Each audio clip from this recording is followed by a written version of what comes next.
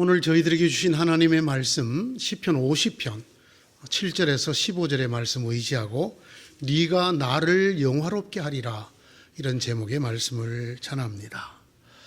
신년 첫 주일 설교입니다마는 아주 오래된 아재 개그로 오늘 설교를 시작해 볼까 합니다. 산토끼의 반대말이 뭡니까? 산토끼의 반대. 집토끼. 산토끼의 반대말은? 예? 들토끼? 네, 또 산토끼의 반대말? 죽은 토끼. 이제 생각납니까? 산토끼의 또 다른 반대말은? 알카리 토끼. 또 산토끼의 반대말? 바다 토끼. 또 산토끼의 반대말? 판 토끼. 산 게 아니고 판. 참 그러나 여러분, 저는 이 짧은 아재 개그를 무척 좋아합니다. 저는 지금도 가끔 나 혼자 산토끼의 반대말은 이렇게 혼자 묻고 혼자 대답하곤 합니다. 왜냐하면 저는 이 이야기를 들었을 때 어떤 한 경험을 했기 때문입니다. 뭐라고 할까요? 제 생각의 이 틀을 깬다고 할까요? 바꾼다고 할까요? 이런 경험을 하게 되었어요. 제가 이 질문을 처음 들었을 때 저는 집토끼, 저도 그밖에 말을 못했는데 또 묻는 거예요. 에이? 또 있어? 너무 생각이, 정말 산에 있는 산토끼, 집에 있는 집토끼, 이거밖에 생각을 안 했다가 산토끼, 살아있는, 그럼 죽은 토끼지.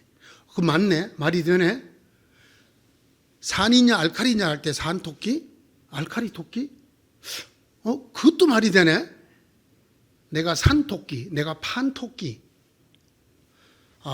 뭔가 약간 가볍게 이 머리를 한 대 맞는 것 같은 그런 충격이 있었습니다. 생각해 보았습니다. 내가 생각이 무척 딱딱한 사람이구나. 그러니까 생각이 좀 부드러워야 이렇게도 생각하고 저렇게도 생각을 했더라면 여러 답이 나올 수 있었을 터인데, 산토끼는 응당 집토끼의 반대지, 이렇게 딱 생각이 굳어 있었기 때문에 내가 이런 충격을 받았구나, 그런 생각을 했습니다. 조금 더 깊이 생각이 들었어요. 내가 어떤 사물이나 어떤 현상을 바라보는 시선이 다 고정되어 있는 게 아닌가.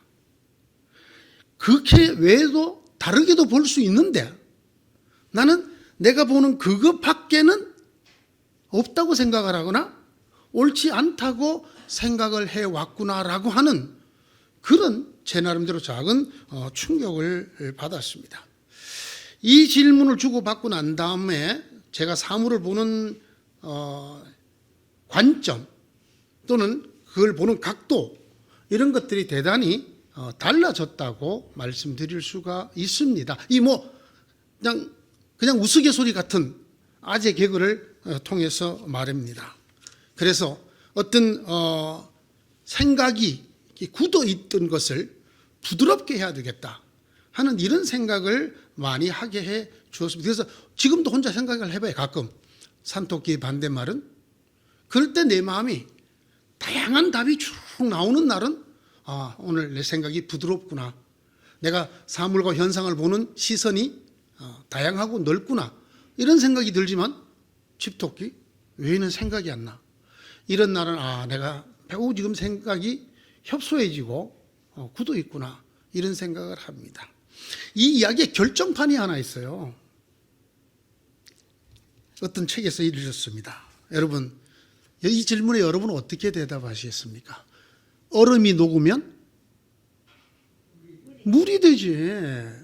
물이 되지. 대부분의 사람들이 이렇게 답을 한답니다. 그런데 어떤 사람이 이렇게 답을 했대요.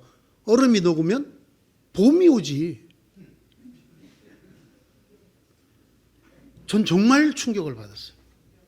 그렇구나. 왜 얼음이 녹으면 물이 된다는 생각 왜 하지 못했을까? 얼음이 녹으면 그래, 봄이 오는 거지. 이렇게도 생각을 할 수 있구나. 이 얼음이 녹으면이라는 이 질문에 대한 답을 듣고는 이 충격이 상당히 오래 갔어요. 굉장히 길게 내 마음속에서 이렇게 울리는 그런 울림이 되어졌습니다. 뭐라고 할까요? 이 딱딱하게 굳어있던 뭔가가 이렇게 확 녹아내린다고 할까요? 아니면 긴 터널 속에 있다가 그 터널을 탁 튀쳐나온 느낌이라고 할까요? 이 터널 속에서 저 끝을, 이 터널을 통해서 밖에는 보지 못하다가 그 바깥으로 나와서 온 세상이 한꺼번에 확 보이는 그런 경험이라고 할까요? 무언가 탁 트이고 말이죠. 확 넓어지는 그런 경험을 하게 되었습니다. 제가 오늘 말씀을 읽다가 말이죠. 이런 비슷한 질문이 제게서 떠올랐어요. 환난 날에 나를 부르라. 내가 너를 건지리니 네가 나를 영화롭게 하리라. 이 말씀을 읽으면서 말입니다. 제게 어떤 질문이 떠올랐냐면 환난을 당하면 여러분은 뭐라고 대답하시겠습니까? 환난을 당하면? 환난을 당하면? 세계적인 정신과 의사가 이런 것에 대한 많은 사람들의 반응을 연구하고 조사해서 낸 책이 있어요. 그 책에 의하면 대충 이렇게 사람들이 반응한대요. 큰 환난을 당하면 제일 먼저는 저항한대요. 저항. 도대체 왜 내게 이런 일이 생겨야 하느냐고 화를 낸대요. 그리고는 어떻게든지 이 어려움을 걷어내려고 아주 몸부림을 치고 발버둥을 친다고 해요. 그렇게 해서 되는 환난도 있지만 안 되는 것도 있죠. 그래서 그렇게 해도 안 되면 타협을 시도한대요. 때로는 아부를 하기도 한다고 해요. 누구에게? 하나님에게. 이렇게 기도한답니다. 하나님, 이 고통을 걷어주시면 제가 이렇게 하겠습니다. 뭐 하는 거예요? 하나님과 협상을 하는 거예요. 하나님과 협상을 해요. 하나님 저를 살려주시면 제가 나가서는 이렇게 하겠습니다. 하나님 제 이 사업체 이렇게 주시면 이렇게 하겠습니다. 제가 이 얘기를 들으면서 어쩐지 꼭 제 마음이 들킨 것 같은, 그렇죠? 우리가 큰 환난, 큰 고난, 큰 시련을 당했을 때 막 화를 내고 왜 하나님 제게 이런 일이 일어나야 됩니까? 몸부림을 치지만 그러다가 곧 하나님 저를 여기서 건져주시면 하고 하나님하고 협상을 하는, 심지어는 말이죠, 하나님에게 아부를 하기로 한대요. 좋으신 하나님, 저를 이 고난에서 건져주실 거죠? 이렇게. 그리고 가끔은 하나님을 협박하기도 한대요. 하나님, 저를 이 환난에서 건져주지 아니하시면 제가 다시 교회 안 나갑니다.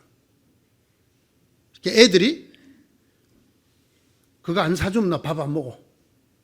이렇게 땡깡을 부리듯이 하나님을 협박하기도 한대요. 자, 여기까지 왔어도 되는 일이 있지만 안 되는 일들도 있어요. 그러면 어떻게 할까요? 그런 환난을 당하면 사람이 술에 쩔거나 자포자기를 한다고 합니다. 그렇게 신앙생활을 잘하던 사람이 자기가 언제 하나님을 믿었냐는 듯이 신앙을 다 내버리고, 예?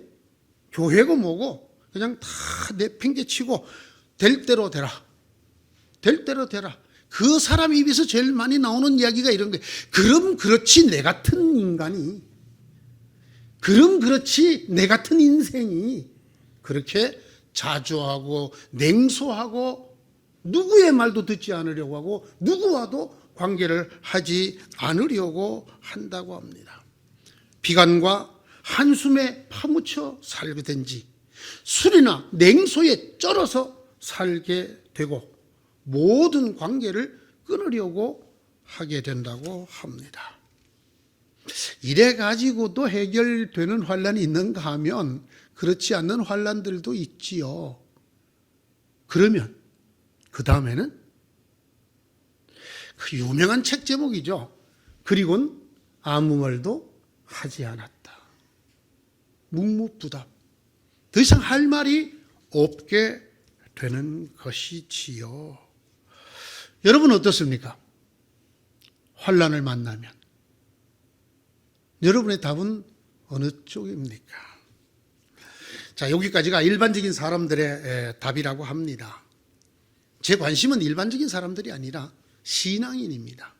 저와 여러분 같은 신앙인들입니다. 신앙인들이 환난을 맞으면 뭐라고 하는가? 신앙인들에게 묻습니다. 환난을 당하면 성경은 뭐라고 답을 할까요? 제가 앞서서 말씀드렸던 얼음이 녹으면 물이 되죠가 아니라 봄이 옵니다. 이런 신선한 생각을 했던 사람처럼 이런 신선한 믿음의 답을 하는 성도가 있을까요? 환난을 당하면 했을 때 화를 낸다, 짜증을 낸다, 하나님하고 싸운다, 발버둥을 친다, 타협을 한다, 협상을 한다, 아부를 하다 안 되면은 협박을 한다. 그래도 안 되면 자기를 오히려 자해하고 망가뜨리려 한다. 이런 일반적인 답 말고 그래 환난을 당하면 저럴 수도 있구나 하는 이런 어떤 대반전의 얘기가 성경에는 있을까요? 없을까요? 예, 없으면 이 설교를 시작하지 않았겠죠. 있습니다. 성경에 환난을 만났던 사람들이 우리가 일반적으로 생각하는 세계적인 정신과 의사가 생각해냈던 그런 것 말고 그것을 넘어서는 대반전이 성경에 기록되어 있습니다. 제가 찾아봤습니다. 대충 한 4가지 정도가 있습니다. 첫째, 환난을 만나면 신앙인이 이렇게 대답을 합니다. 참습니다. 견딥니다라는 뜻입니다. 근데 정확한 의미는 기다립니다라는 뜻이에요. 기다립니다. 뭘 기다릴까요? 물론 고난을 기다리는 게 아니죠. 이 환난 뒤에 있을, 이 환난을 끝내시고 주실 그것을 기다린다는 뜻입니다. 여기 이 기다린다는 말이 매우 중요한 말입니다. 이것은 어쩔 수 없으니까 그냥 할 일 없이 소극적으로 부정적으로 기다린다는 뜻이 아닙니다. 적극적으로 그것이 올 것을 믿는다는 뜻입니다. 그 너머의 것이 내게 주어질 것이라는 것을 적극적으로 소망하고 기다린다는 뜻입니다. 적절한 비유가 뭐 없을까 생각을 해봤는데 제 생각은 이런 생각입니다. 예를 들면 설날 전날입니다. 오늘 밤 시간이 참 안 가던 어렸은 시절이 기억이 나요. 잠만 자고 일어나면 세뱃돈도 들어오고, 맛있는 이 설 음식들도 먹고, 엄마가 사놓은 저 옷도 입을 수 있는데, 이 시간이 안 가. 그러나 기다립니다. 뭐를? 잠만 자고 나면 설날이다. 올 걸 믿어요, 안 믿어요? 믿어요. 그게 빨리 왔으면 좋겠다 소망해요, 안 해요? 하면서 억지로, 아니 적극적으로 기다리는 이런 것을 말합니다. 로마서 12장 12절이 대표적인 말씀이라고 할 수 있습니다. 소망을 품고 즐거워하며 환난을 당할 때에 참으며 기도를 꾸준히 하십시오. 여기 보면 소망을 품고 기다리고 참고 꾸준하게 참고 기다린다라는 뜻이 들어져 있습니다. 기다립니다. 신앙인들에게 묻습니다. 환난을 당하면 제일 많이 하는 답이 참고 기다립니다라고 합니다. 두 번째입니다. 용기를 냅니다. 이렇게 답하는 신앙인들이 성경에 기록되어져 있습니다. 이 용기를 낸다. 여러분 고난을 당했는데 무슨 용기를 냅니까? 어떻게 하는 용기를 냅니까? 이거 해석이 조금 필요한 말이에요. 용기를 냅니다라는 말은 고난에게 내가 지지 않습니다라는 뜻이에요. 고난에 내가 함몰되지 않습니다. 묻히지 않습니다. 그런 뜻이에요. 담대하다, 무서워하지 않다라는 단어입니다. 이 용기를 낸다라는 단어가. 고난, 지금 아주 죽을 상이 힘들지만은 이럴 수가 있을까 정도로 너무나 괴롭지만은 그러나 그 환난에게 무너지지 않는다는 거예요. 흔들리지 않는다. 그 환난에 파묻히지 않는다라는 뜻입니다. 쉽지 않죠.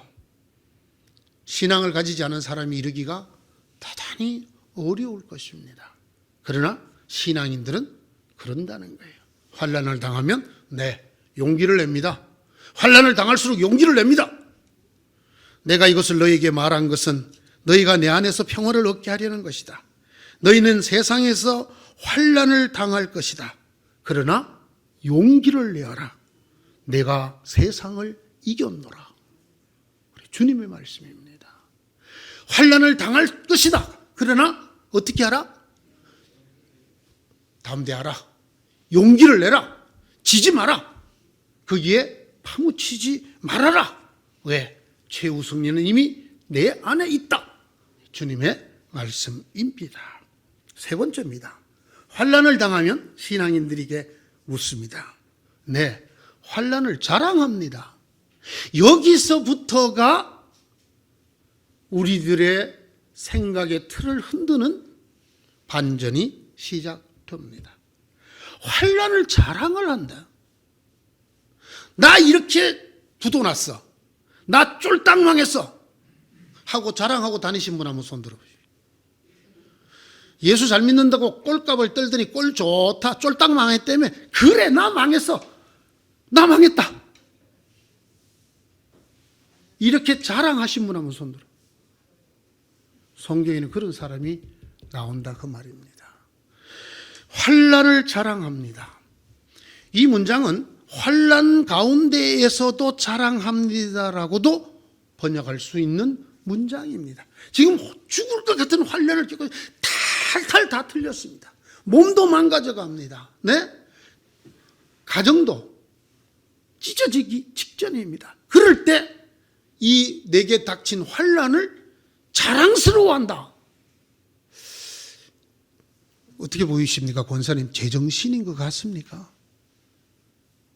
세상 사람들이 보면 진짜 저게 갑자기 망하더니 미쳤나, 이런 생각을 하게 될 것입니다. 이 자랑한다는 말 그대로 뽐낸다는 뜻입니다. 나 환난 당했다. 나 쫄딱 망했다. 나 애인하고 헤어졌다. 나 기도해도 병이 안 낫는다. 이렇게 뽐낸다. 더 기가 막히는 게 즐거워한다라는 뜻이 여기 들어있어요. 즐거워한다. 할렐루야! 하나님 망했어요? 아, 기쁘다. 할렐루야! 쫄딱 망했다. 여러분 지금 멍하잖아요. 왜? 이런 이야기가 성경에 있단 말입니다. 그뿐만 아니라 우리는 환난을 자랑합니다. 우리가 알기로 환난을 인내력을 낳고, 인내력은 단련된 인격을 낳고, 단련된 인격은 희망을 낳는 줄을 알고 있기 때문입니다. 이 희망은 우리를 실망시키지 않습니다. 로마서 5장 3절에서 5절의 말씀입니다. 여러분, 이 세상에서 이런 답을 들을 수 있습니까? 환난을 당하면 자랑합니다. 정신이 없어. 이 세상 어디에서도 들을 수 없는 답입니다. 그러나 여러분, 이게 믿음입니다. 이게 믿음의 사람이고, 이것 때문에 예수 믿는 것입니다. 세상 사람들과 똑같으려면, 환난을 당하면 화를 내고 발버둥을 치고 저항을 하고 타협을 하고 아부를 하고 그렇고 자포자기하고 그러고 말 것 같으면 저는 적어도 예수 믿지 않습니다. 우리 신앙 안에 이게 있기 때문에 저는 하나님을 믿고 주님을 믿습니다. 저는 이게 신앙이라고 생각을 합니다. 이게 신앙입니다. 믿음의 사람은 그 믿음으로 소망하고 그 믿음으로 압니다. 믿음을 가지고 바랄 뿐 아니라 믿음을 가진 고로 미래를 이미 현재처럼 아는, 그것이 믿음이고 믿음의 사람입니다. 환난은 인내를 낳고, 인내는 단련을 낳고, 단련은 소망을 낳습니다. 그리고 이 소망은 절대로 우리를 실망시키거나 배신하지 않습니다. 라는 것을 소망하고 라는 것을 아는 것이 믿음이고, 이것이 주님 안에서 우리에게 주시는 믿음이고 예수를 믿는 이유입니다. 이 사람만이 이렇게 말할 수 있습니다. 환난을 만나면 네, 즐거워합니다. 뽐냅니다. 자랑해요. 어떻습니까? 얼음이 녹으면 봄이 옵니다 보다 더 기막힌 반전 아닙니까? 이보다 더한 얘기가 있어요. 네 번째, 오늘의 본문입니다. 환난을 만나면 하나님을 영화롭게 합니다. 내가 환난을 맞았는데 하나님이 영화로워진다는 거예요. 환난을 만나면 하나님을 영화롭게 합니다. 환난이, 내게 닥친 환난이 하나님을 영화롭게 한다고? 우리가 당하는 시련과 환난이 하나님께 영광이 된다고? 그렇습니다, 여러분. 이게 하나님의 말씀이고 이것이 주님 안에 있는 믿음입니다. 그리고 바로 여기에 믿음 없는 사람들과 다른 신앙의 대반전의 정점이 있습니다. 오늘의 15절의 말씀입니다. 그리고 재난의 날에 나를 불러라. 내가 너를 구하여 줄 것이요 너는 나에게 영광을 돌리게 될 것이다. 가운데를 줄여서 읽어봅니다. 재난의 날에 나를 불러라. 너는 나에게 영광을 돌리게 될 것이다. 옛 번역은 어떻게 되어 있습니까? 환난 날에 나를 부르라. 내가 너를 건지리니 너는 나를 영화롭게 하리라. 재난의 날에, 이 재난의 날이라는 이 말은 공경에 처했을 때, 곤란해졌을 때, 궁핍해졌을 때, 고통을 당할 때, 고난을 당할 때, 재난을 당했을 때, 억압을 받았을 때라는 뜻으로 해석될 수 있는, 인간이 당할 수 있는 각종 부정적인 힘든 어려움들이 여기 다 들어있습니다. 곤경, 곤란, 궁핍, 고통, 고난, 재난, 억압. 이르는 날에 나를 불러라.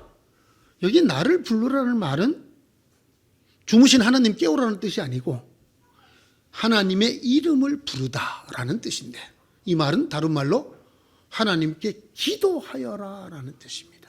하나님께 기도하여라. 내가 너를 구하여 줄 것이다. 구하다라는 말이 빼내다, 그야말로 구원하다라는 말, 그 말 그대로입니다. 물에 빠진 사람을 건져낸다 라는 뜻의 말씀입니다. 네가 나에게 영광을 돌리게 될 것이다. 이 영광을 돌린다는 말은 네가 비로소 나를 존경하게 될 것이다 라는 뜻입니다. 네가 나를 가볍게 여기지 아니하고 나를 중하게 여기게 될 것이다. 네가 나를 자랑스럽게 여기게 될 것이다 라는 뜻의 말씀입니다. 믿음의 사람에게 닥친 환난은 기도를 낳습니다. 그 믿음의 기도는 하나님의 역사하심을 낳습니다. 하나님의 역사하심은 하나님의 영광을 낳습니다. 그러므로 성경은 이렇게 말합니다. 환난은 곧 하나님의 영광을 낳는다. 환난을 당하면 하나님께 영광을 돌립니다. 하나님을 영화롭게 합니다라는 답이 나오는 이유가 여기에 있습니다. 생각해 보십시다. 고난 없이 정말 깊은 기도의 사람 되는 사람 보셨습니까? 어려움 없이, 아무 어려움이 없는데 그냥 불철주야 깊은 기도에 드는 그런 기도의 사람 본 적 있습니까? 오죽하면 잠언 30장 9절이 말했겠습니까? 내가 배가 너무 불러서 하나님이 어디 있느냐? 하나님을 부인할까 두렵다. 여러분, 배부른 사람 기도 잘 안 해요. 저도 70년대부터 신앙생활, 교회생활을 했지만 정말 그때는 새벽 기도고 철야 기도고 많이들 오셔서 정말 밤을 새워가며 기도하는 사람들이 많았고요. 제가 전도사를 처음 했을 때만 해도 그 교회 사는 기도에 심이 안 차. 그래서 어디 가요? 전도사님, 저희들이랑 삼각산에 갑시다. 청계산에 갑시다. 어디 많이 다니셨어요? 옛날에? 어느 산? 삼각산. 저하고 만날 뻔했네요. 만났는지도 모르죠 그때. 심지어는 저희 신학교 바로 뒤에 산이 하나 있어요. 아차산이라는. 거기에 저녁마다 기도 소리가 들렸어요. 왜? 당시 신학생들이 새끼 밥을 다 못 먹던 시절이에요. 어려웠단 말입니다. 당시 신앙인들 줄줄이 낳아놓은 이 자식들을 저걸 어떻게 먹여 살릴까? 너무나 사는 것이 힘들던 시절이었어요. 뭐가 저절로 많이 나와져요? 기도가 저절로 많이 나와집니다. 저는 지금까지 목회를 하면서 고난 없이 어려움 없이 기도의 사람이 되는 것을 본 적이 거의 없습니다. 환난 날에 나를 부르라. 환난을 당하면 기도하게 된다라는 말입니다. 아니 환난을 당하거든 기도하라는 말입니다. 그것이 환난을 주는 하나님의 뜻이라는 말입니다. 왜? 기도하지 않으면 하나님의 영광을 볼 수가 없습니다. 기도하지 않으면 하나님의 역사하심을 볼 수가 없어요. 하나님의 큰 응답을 받았다. 여러분 응답이란 말이 뭡니까? 기도를 했으니까 응답이 있는 거잖아요. 기도를 안 한 사람은 나 오늘 가다가 큰 복을 주웠다? 여러분 기도를 해야 응답이 있지요. 예? 청혼도 안 했는데 무슨 승낙을 받습니까? 나랑 일생을 같이 합시다. 내 곁에 있어주. 해야 그런다든지 만다든지 하지. 기도를 해야 응답이 있습니다. 누가 하나님의 역사심을 봅니까? 기도의 사람입니다. 이것이 바로 하나님께서 환난을 주시는 이유입니다. 환난을 당하면 인간은 저절로 무릎을 꿇고 기도하게 되거나 기도하라는 것입니다. 그리해야 뭐가 나타난다는 것이죠? 하나님의 응답, 하나님의 역사하심이 나타난다라는 것입니다. 어쩌다 이루어지는, 나도 몰래 이루어지는 그것이 아니라 우리의 기도를 구체적으로 우리의 기도보다 더 크게 응답하시는 하나님을 보게 된다는 것입니다. 환난 날에 나를 부르라. 그리하면 내가 너를 건지리라. 내가 환난에 빠져 죽을 뻔했던 것을 하나님이 건지시는 것을 보게 된다는 것입니다. 어떤 사람이? 기도하는 사람이. 언제 기도하는 사람이? 환난을 당하여 기도하는 사람이 그것을 보게 된다라는 것입니다. 여러분, 이 하나님의 응답이라는 것 굉장히 중요합니다. 사실 여러분 이렇게 다 믿음 충만한 얼굴 하고 계시지만 다를 것입니다. 다 서로 다를 것입니다. 무엇이?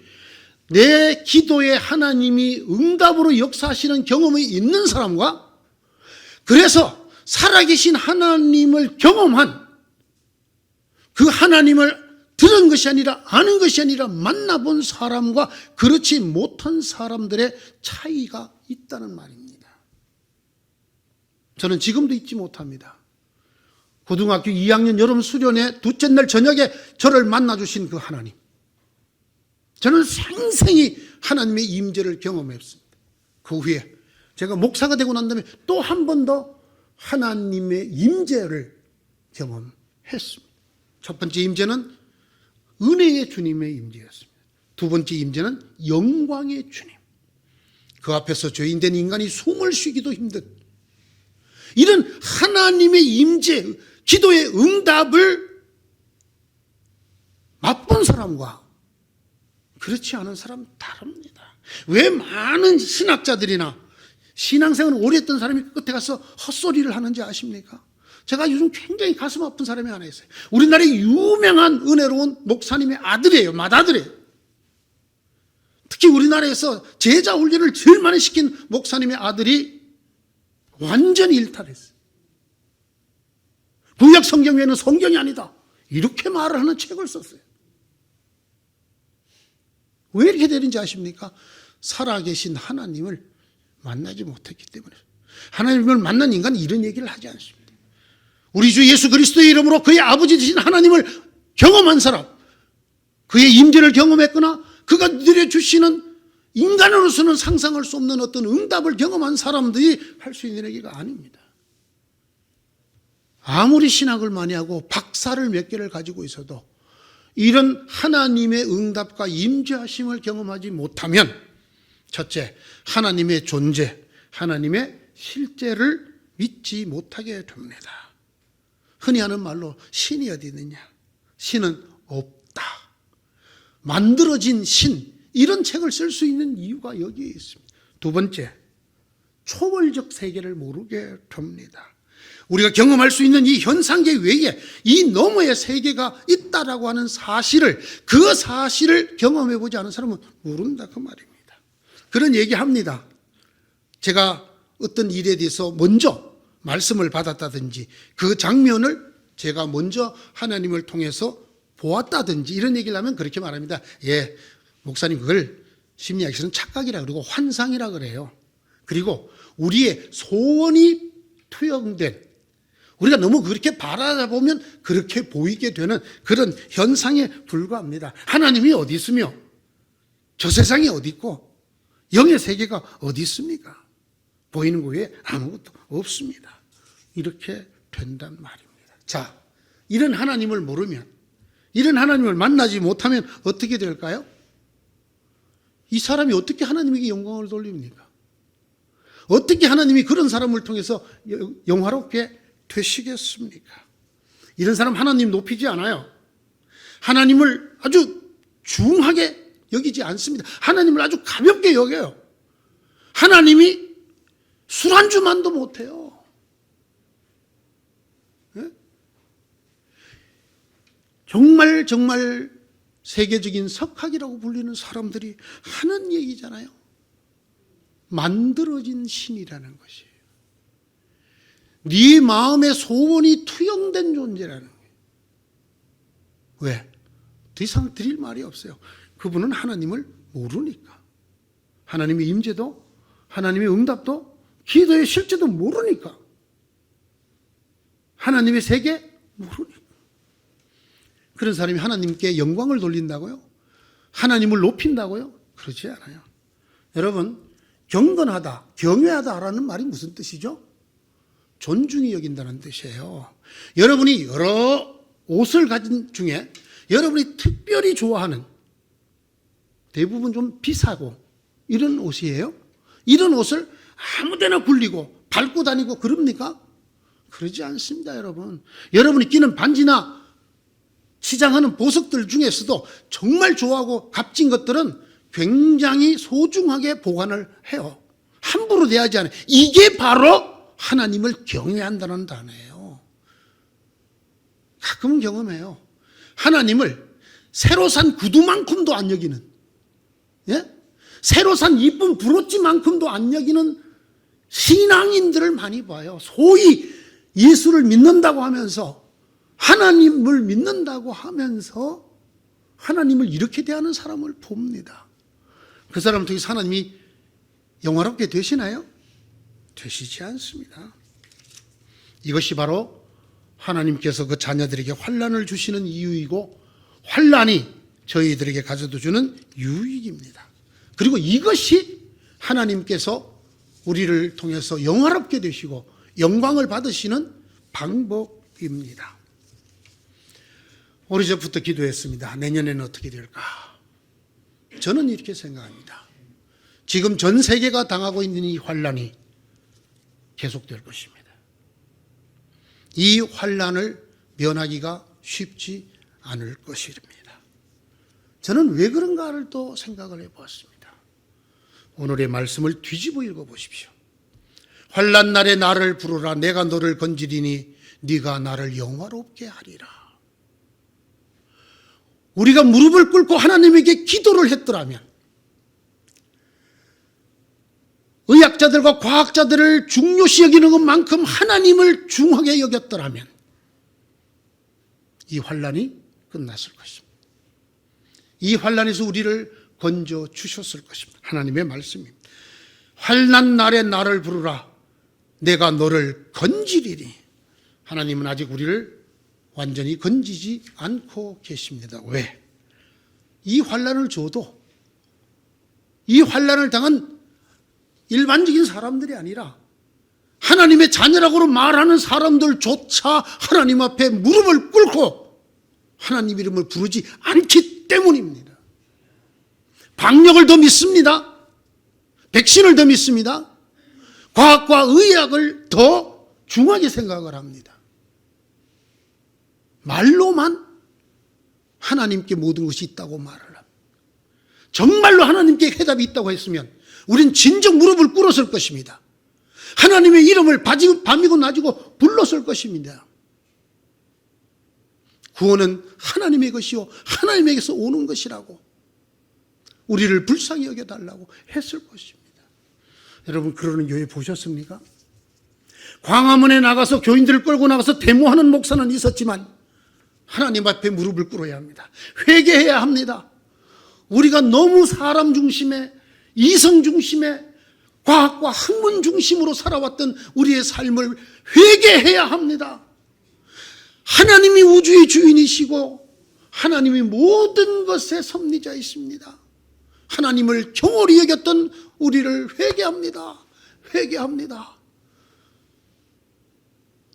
대한민국에 있는 그리스도인들이여, 회개합시다. 미스바 광장으로 모입시다. 이러는 목사가 없었잖아요. 이러는 교회 보셨습니까?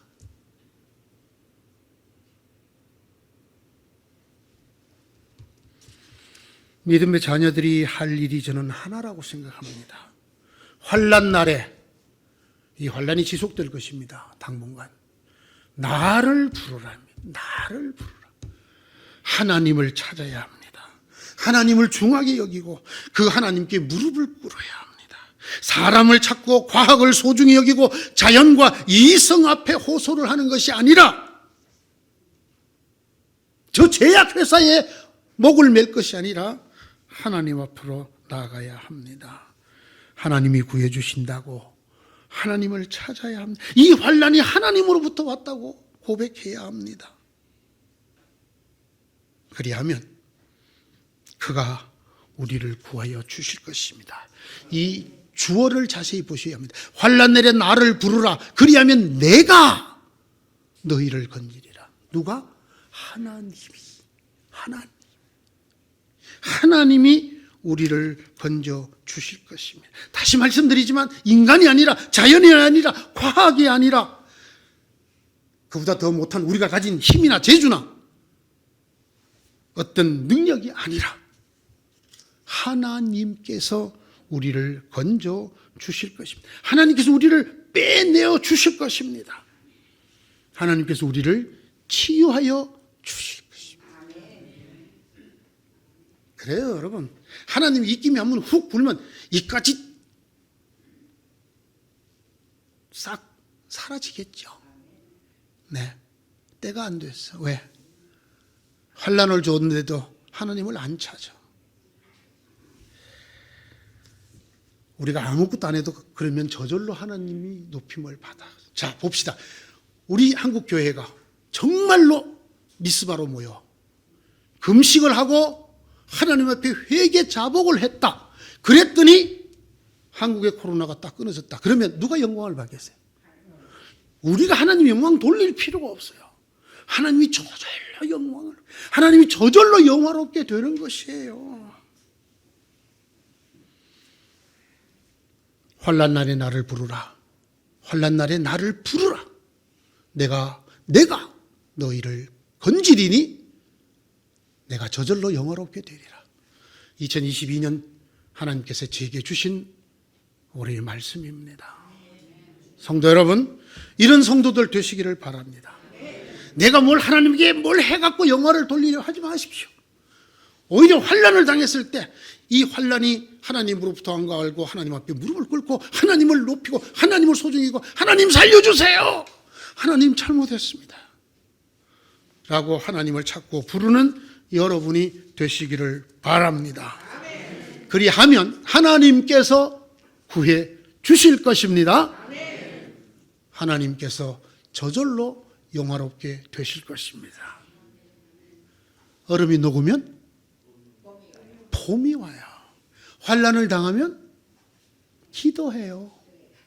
환난을 당하면 하나님이 영화롭게 돼요. 환난을 당하면 그래서 뽐내요. 자랑해요. 이런 성도님들이 되시기를 축원합니다. 올 한 해는 이런 믿음을 향해 한 걸음 더 다가가는 여러분 되시기를 축원합니다. 기도하십시다. 하나님, 이 믿음 주시옵소서. 정말 재난을 주어도 기도하지 않고 환난을 주어도 무릎 꿇지 않는 이 목이 곧고 마음이 굳은 저희들에게 은혜를 베풀어 주옵소서. 자비를 베풀어 주옵소서. 이 환난 앞에 주의 이름을 부르는 저희들이 되게 하셔서 하나님께서 우리를 건지시며 조절력 영화롭게 되시는 역사가 우리 성도들 각 사람과 각 가정 위에, 각 사업체와 하시는 일들 위에, 그리고 이 교회 위에 넘치게 하여 주시옵소서. 예수님 이름으로 기도드리옵나이다. 아멘.